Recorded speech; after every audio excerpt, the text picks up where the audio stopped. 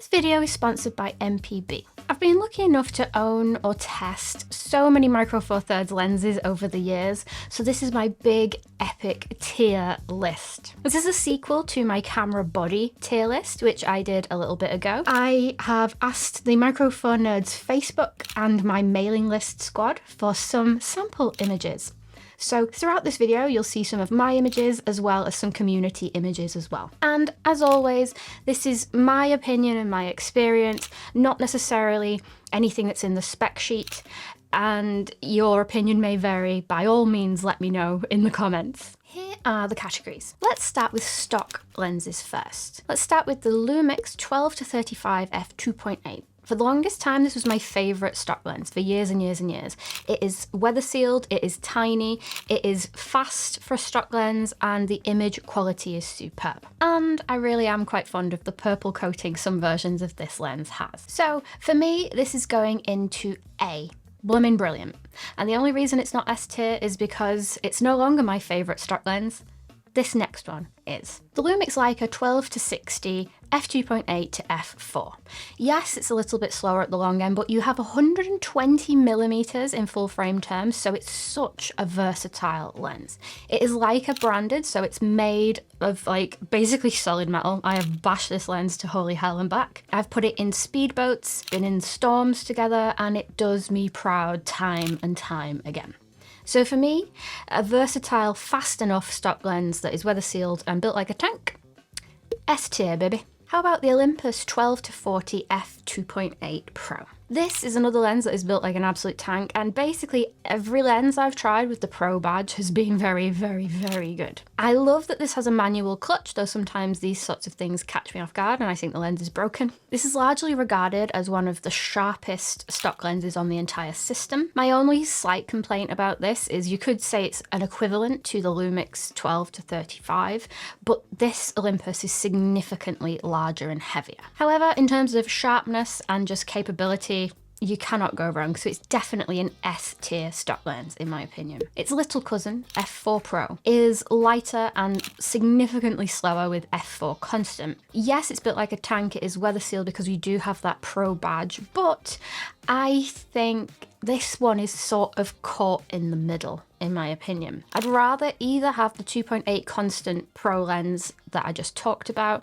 or get something that's a little bit lighter in the Lumix lineup. My opinion on this is also swayed by the prices in the used market.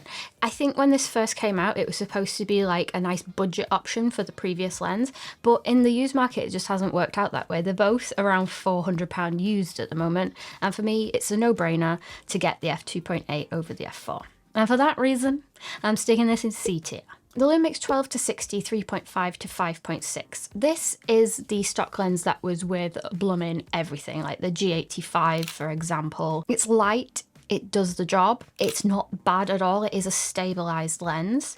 And because it is so ubiquitous, it's super duper cheap on the used market, so you definitely have to give it points for that. It is, however, not the most robust in the world. My dad managed to bash it into tiny pieces on a speedboat in the Faroe Islands, but he did get some epic photographs with it. Used, it goes for around £200 currently, and it is a great affordable option if you have a camera that isn't stabilized, as this lens is stabilized. So 200 quid, bang for buck. It's got to go in good value for money. And to show you how much good value for money some of the Lumix stock lenses are, neither of the Pro Olympus lenses are stabilized, and they're significantly more expensive. A quick head-to-head with the Lumix and Olympus Pancake Boys. What about the Lumix 12-32 Pancake lens? This one I got with my GX85, and it was also bundled with the G100. It is a stabilized pancake lens. It is surprisingly sharp, given that it is plastic fantastic and looks like, you know, you could flick it and it would disintegrate. If I had a non-stabilized tiny camera like a GX800, for example, and I wanted to add a stabilized lens into my lineup, this would be the one that I would pick without a doubt. The Olympus Pancake Boy is a little bit more versatile because we have a little bit more at the long end, but it isn't stabilized. So for me, I would stick the Olympus Pancake Boy in C tier. Other options are available, because if you're going to pick a pancake lens, just choose the stabilized one. it gives you more bang for buck. Stabilized Lumix Pancake Boy goes into B. And a blast from the past, the Lumix 14 to 42. This is an old boy. It's so old I got it with a GH1.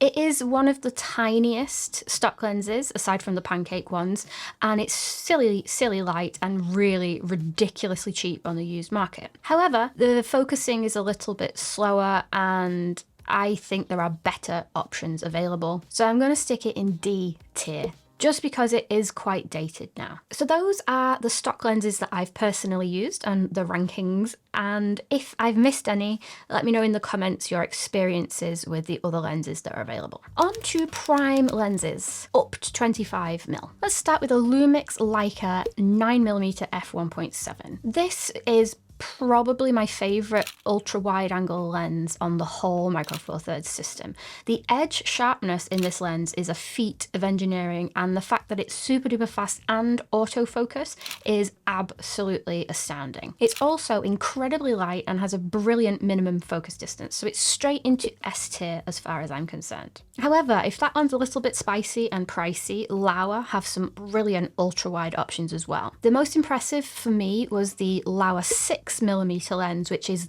I think, the widest rectilinear lens ever made. It is manual focus, but it is very sharp, and some of the creative ways that you can use this focal length are super duper fun. I'm going to stick that in A, because it is blooming brilliant. We also have the Laowa 7.5 f2, which up until the 6mm was probably everyone's favourite wide-angle third-party lens. It is renowned for excellent astrophotography and just a really good staple in your lineup if you're looking for a wide-angle lens. So I'm going to stick that in A as well. Curveball, and one that not many people I think know about, is the Maker 8mm f2.8. I took this to the Faroe Islands the first time I went as my wide angle lens of choice, and it is a little bit heavy, it's a little bit chunky, but you know, I got some cracking images with it and it is very, very well built. I do think there are probably better options available because it is significantly bigger than the last couple that I've just mentioned. The Lumix 14mm f2.5 is one of my favourite walkabout lenses. It is absolutely minuscule, it's fast enough autofocus, and it's good enough. It's not the fastest prime in the world at f2.5, and it is a little bit of a wider focal length that I prefer personally. But if you do prefer a wider focal length and want something that is truly pocketable, this is a damn good prime lens, so I'm going to put it in A. And a recent lens that I've had for about half a year now and I've yet to properly review, let me know if you would like a proper review of it, is the Lumix Leica 15mm. Now this is the one that has the physical aperture ring on it, so you can use it in a really nice tactile way depending on the camera that you pair it with. It won't be activated on Olympus cameras, but it will on Lumix cameras. So far, even though it is a little bit wider, it's a 30mm full frame equivalent, it is pin sharp. Really lovely, really rugged, and I'm gonna stick it in S tier. How about Old Faithful, my Olympus 17mm f1.8. Battered and bruised it is. The manual clutch still trips me up, but I love it. If you have it on an older camera that's struggling to focus, the clutch is actually really helpful. I've got some cracking photos with this lens. I wish I'd have looked after it a little bit more now, as the coating is bringing in a couple of like aberrations in harsh light, but if you get a crisp, clean copy of this, it is one of the best lenses out there. I'm going to stick this in A, bloomin' brilliant. The smaller version of this, if size is a factor, is the 17mm Olympus 2.8, which is a little bit less sharp, but if size is a priority for you, this is an excellent option, and in the used market you can get them super duper cheap as well. So I'm also going to put that in A. A vintage boy, the TT Artisan 17mm. This is a trio set of lenses that I've reviewed before, and I love the TT Artisan lenses because they have a clicky aperture. For the photography enthusiasts amongst us, it's a very tactile, nice experience. You don't accidentally hit the aperture like you do on a clickless one, like the 7 Artisans lenses. I find these to have quite a vintage feel to them inherently, sharp enough, but also like quite a good amount of character, with them. Particularly the 17mm is very nice. It is very small but very heavy because it's full metal build quality, and it is manual focus. So while it is very good, I do think it's a strong category in the 17mm, so other options are available, but it is lovely. I think this one needs to go straight to the S tier because it's probably my most used prime lens ever. The Lumix 20mm f1.7. Yes, the autofocus is not as snappy as some of the others. In some cases, you have to keep your camera on AFS mode instead of AFC because it is a little bit sluggish. But in terms of like sharpness, image quality, and like my favorite focal lengths to deal with, it's one of my most used lenses, and it looks blooming gorgeous on the GM5. So yeah, S tier. My other staple prime lens, and it's a little bit spenny, is the Lumix Leica 25mm f1.4. Absolutely stunning. I do think in terms of build quality, it's probably not the same as some of the other Leica branded lenses in the Lumix lineup, but in terms of image quality, my goodness, it is. And the 1.4 being more than usable and being really, really sharp, it's great. So yeah, it is spenny, but it's my fave. S tier. The Olympus variant is the Olympus 25mm f1.2 Pro, and this is built like a tank. It's massive, it's stunning. At 1.2, it is absolutely stunning, but you have to not value size and weight at all to enjoy this lens. Because it is a pro lens, it's metal build quality, it's chunky, you know the drill. So for me, it's blooming brilliant. If image quality is your key factor, get this over the Lumix Leica. If you want amazing image quality in a slightly more portable package, then the Lumix Leica is the one that I would pick personally. But they're both great. And then another Laowa lens to end this segment, the Laowa Argus 25mm f0.95. I was super excited to try this lens because, you know, 0.95, that sounds very exciting, doesn't it? It's next to impossible to focus with. It's manual focus, it's really heavy, and it's soft as anything until about f2.8 anyway. I really wasn't very impressed with that lens personally, so I'm sticking it in D. Sticking it right in D. Incidentally, if you do like how I edit my photographs, my photo presets are available on my website, and if you use this code, the first 20 people to use it will get a chunky 25% discount. So now's a good time to get it. Pause it, grab the code, get it. Back to the lenses. Prime lenses 25mm and beyond. What about the TT Artisan 35mm f1.4? This is in the trio set and it's gorgeous. A clicky aperture ring just like the other one. 1.4 is actually pretty usable, and I think it has a very nice 3D pop. At the risk of sounding like camera conspiracies, I do think it's a thing. It is manual focus and it is very heavy, but it is fast. I do think it's good value for money, so I'm going to put it in C. The Lumix Leica 42.5. Now this is one that more than earns the Leica badge with the build quality. It's pretty small as well. It is such a nice lens. This was when I was a fledgling wedding photographer many moons back. I could never afford to actually buy this lens, so I rented it for a few weddings, and it was great in low light. And I may need to like add it to my collection now that it's probably come down in price a little bit. So I'm going to put this in A. Bloomin' brilliant enough for me to have rented on more than one occasion. My poor person prime lens prior to renting out the 42.5 was the Olympus 45mm f1.8.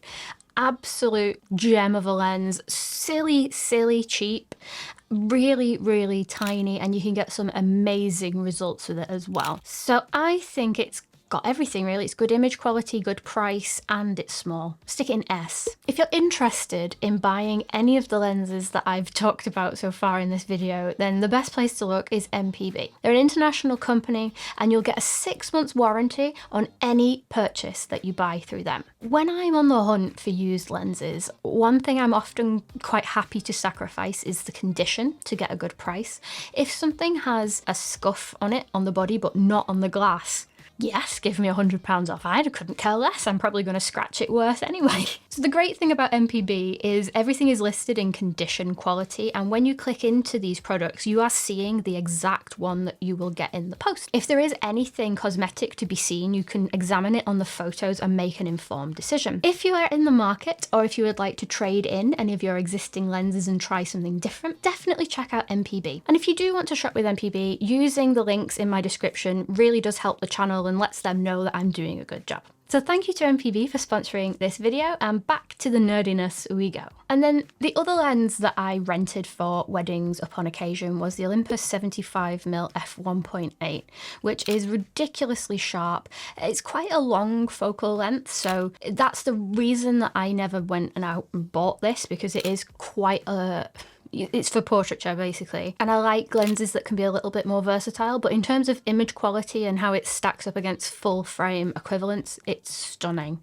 So I'm going to put it in A, blooming brilliant. So what about ultra wide variable lenses? The Olympus 9-18, my baby. I've waxed lyrical about this lens. It is plastic fantastic. It is tiny. It is so good I bought it twice. It's a little bit softer in parts compared to some on this category, but in terms of price, portability and results, it is one of my all-time favorite lenses. For me, I find that while some of these other wide angle lenses are objectively better, I don't put them in my bag because they're blooming heavy to lug around, and I consider sometimes an ultra wide as like a just in case lens, and the 9-18 fills that spot brilliantly of if you want to dabble with a wide angle lens, it's in your bag and it weighs nothing. S tier.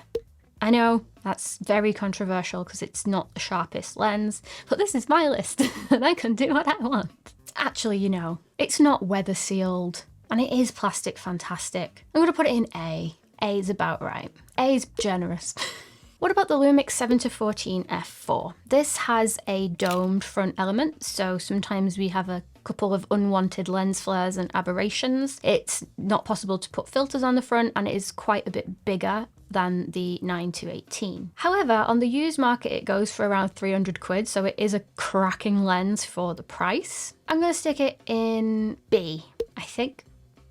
B. The Olympus 7-14 f2.8 Pro. This lens is amazing.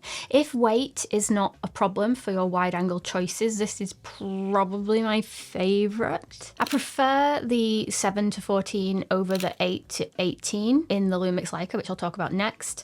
It's weather sealed, it's metal build quality, and I'm going to put it in A. The Lumix Leica 8-18 is heckin' chunky, but the image quality is very, very nice. This is a 2.8 to f4, so it's not a 2.8 constant like the Olympus, so I'm going to put this in A. Between the two, I would definitely choose the Olympus. So what about twin number one, the infamous 1.7 Lumix Leica twins? The wider of the bunch is the 10-25mm. Now these go against a lot of what Micro Four Thirds stands for in a way. They're huge. They are very, very expensive even to this day, but the image quality is second to none. What I found using the twins, both of them, is at any given focal length, they are as good or better than a dedicated prime lens. So you could use these as like a one and done sort of lens, but they are hench. They were super handy for wedding films because you could get like really great quality footage at up to 1.7 aperture. Really versatile without changing the lenses too much. So A. The bloomin' brilliant, genuinely bloomin' brilliant. Would not buy them myself. One, because I'm a cheapskate, and two, because they're huge. But objectively, bloomin' brilliant. And that goes for twin too as well, we'll just stick them together. So what about zooms, super zooms, and super prime zooms?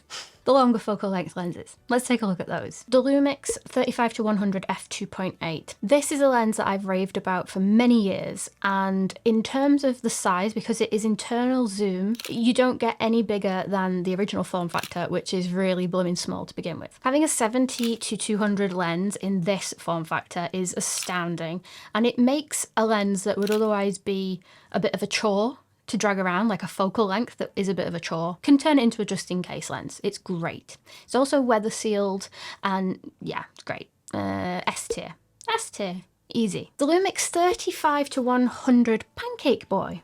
This is brilliant in its own way. It's not as fast, it's not as sharp, and it isn't weather sealed, but it is absolutely dinky. If you're shooting in decent light, you can get very nice images from this. If image quality is your only concern, then the 2.8 is miles better. But in terms of like size, it's a brilliant tiny lens for any tiny camera setup. So I'm going to put it in A. Blooming brilliant. The Olympus 40-150 f2.8 constant. This is one of those lenses where if I only had one lens on the entire system, it would make the system almost worthwhile. At 2.8, it is absolutely sharp as a tack. I love the image quality in this lens. You can crop in and see so much detail in the shots. The focal length is very versatile and it gives you that edge over the Lumix, which is only 100mm, so 200mm, whereas this is 150, so it gives you a 300mm equivalent. So for the size, it's weather sealed, it's brilliant, S tier. Easy peasy. The Lumix Leica 100-400 Mark I. This is the one that I own and I have taken on safari with me. This is a versatility king. It's not the sharpest at the long end. If you compare that to some of the more premium Olympus glass or a prime lens, there are much sharper options available, but this is by no means shabby.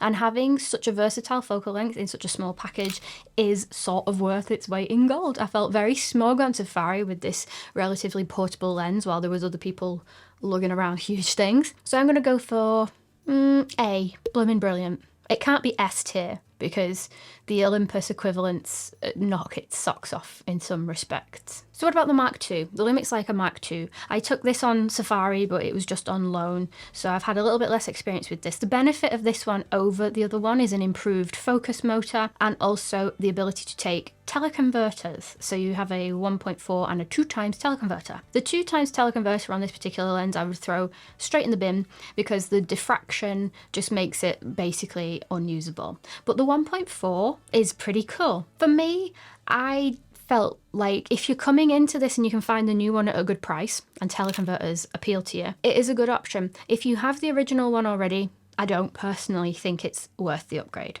So I'm going to stick this as, well, blooming brilliant, just like the other one. The Olympus 300mm f4. So I have so briefly tested this lens. I stole it from someone on safari for a couple of minutes and it is supposed to be one of the sharpest primes going, and it really blooming is from my experience. It is stunning. And while prime lenses in this focal length are a little bit limiting, you can add a teleconverter to this, and this is the sort of lens that has it all. It has Olympus is dual stabilization, so Sync IS. It has teleconverters, as I've said, and it is also weather sealed as well. And I was ready to wince when I was researching how much these go for, but used, they're this much. It's not as bad as I was expecting given how premium it is. So I'm sticking this in S tier. The Olympus 150-400 Big White. The best lens ever. I cried when I had to send it back. I had a ball with this lens in the Faroe Islands. It is one of those lenses that makes the system make sense. If I had a few extra vital organs to sell, I would own one myself. But alas, I need both of my kidneys. S tier, obviously. Then we have the chunky boy, the 150-600, the OM System Super Zoom. This is a bit controversial because it's massive and it's based heavily upon a Sigma lens. I found the image quality to be great, not as good as Big White, but also it's like a third of the price of Big White. So I'm going to put this in better options are available because it is massive. It is fun, but it is massive. And then last in this category, but by no means least, the Lumix Leica 200mm f2.8. I took one of my favorite photos ever with this lens. It accepts teleconverters. It's definitely earned the Leica badge. It's built like a tank. The contrast, the low light performance, the autofocus motor, everything in this lens is premium, premium, premium. And this is the kind of lens where even the 2x teleconverter makes sense. Because the aperture is so generous to begin with, that turns this lens into 400mm f5.6, so 800mm in full frames terms, and still a very usable aperture. S tier, obviously. Okay, if you're still with me, I appreciate and love you all. We're on to weird lenses now. I've collected a fair few weird lenses over the years. Have you ever even seen one of these lenses? They range from 3mm to 4mm. A couple of companies make them. And this is a 7 Artisans version. It's a 2.8 lens. And the field of view in this is just stupid. I think it's very gimmicky. If anyone can think of something useful to do with this, do let me know. But as it stands, it's sort of fun, but it's too weird for my taste. I'm sticking it in a crime against photography because the chromatic aberration is awful and I just can't think of anything sensible to do with it. It's so wide you can even see your own fingers in the frame. Body cap lenses. Clearly I have a soft spot for these because I find them charming. I have them in a plethora of colours, and yes, the image quality is not the best, but if you want a tiny lens, this is about as tiny as you can get. I think they're fun and they're cheap, so I'm going to stick them in C. Let's talk about cine lenses. I'm lucky enough to own 2 full sets and they sort of complement one another, which is really nice. I have the Maker set, which is T2.2, and I have the Viltrox set, which is T1.5. I think between the two, I much prefer the Viltrox. The Maker lenses have incredible image quality and I've shot a couple of weddings with them. They're cracking. Nothing wrong with them at all. I just personally think because the Viltrox ones are smaller and a more interesting aperture, the image quality is superb, and if I was to pick just to own one or the other, I would pick the Viltrox ones. So I'm going to put Viltrox in Bloomin' Brilliant and the Maker set in Better Options Are Available. But that's not to say that they're bad. The 7 Artisans 7.5 2.8 fisheye. It's cheap as chips, this 7 Artisans lens, and you can get some great image quality out of it. And I think this is the correct price point for a fisheye. Unless you're mad on fisheye photography, it's something that you will use as a special occasion, something to get a certain look, and maybe not something that you use very often. So I think for the price, it's ideal and it's great. Talking about the Olympus 8mm fisheye, it is the best fisheye ever made. Ever. There is no chromatic aberration. It's so sharp to the edges you can defish it and turn it into a rectilinear lens. It is built like a tank. It's really heavy. It's very, very niche and really quite expensive. So I'm putting this in B. I'm going to put it in B. I'm going to put it in B. Okay? B. I shall take no more questions at this time. The Olympus 60mm f2.8 macro. My favourite macro lens that I've ever owned. I like it because it's versatile enough that you can use it for portraiture too, and I like lenses that serve several purposes. Get my money's worth because I'm a cheapskate. The macro capabilities are out of this world. If you need a macro lens on this system at a decent price, you can't go far wrong with the 60mm. We made it! I can't believe I've tried or owned that many lenses. That's insane. I hope you enjoyed this video and found it useful. If you did and are in the mood for some more tier videos, watch my Micro Four Thirds camera body tier list, which I made not too long ago. And thank you to everyone who submitted their images, and I tried to include as many as I could. And let me know in the comments your thoughts and feelings on my opinions and how right or wrong I am.